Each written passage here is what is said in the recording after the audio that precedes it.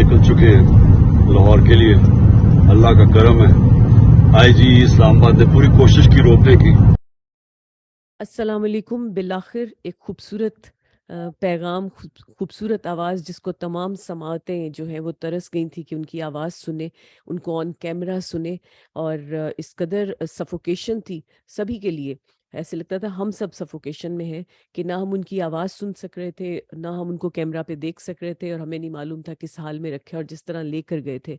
गो कि लॉयर्स ने काफ़ी तफसीलात बताई थी, मगर स्टिल दिल चाहता था फौरी तौर पे उनको हम कैमरा पे सुने। और कोर्ट में सुना, और उसके बाद अभी उन्होंने घर की जानिब जाते हुए जो है गाड़ी में बैठे हुए पैगाम दिया है, वो पैगाम आपके लिए हाजिर है। और निकलने से पहले वहाँ पर बहुत ज़्यादा फायरिंग हुई, और शदीद फायरिंग, और उसके साथ रोका भी जा रहा था। वही पैगाम वो इसमें देते हैं। तो शुक्र है खुदा का कि ये लम्हा आया, खैर व आफियत से जाएं। अभी कड़ा इम्तहान बाकी है, बस खुदा उनकी हिफाजत फरमाए। हम निकल चुके हैं लाहौर के लिए। अल्लाह का करम है, आईजी इस्लामाबाद ने पूरी कोशिश की रोकने की।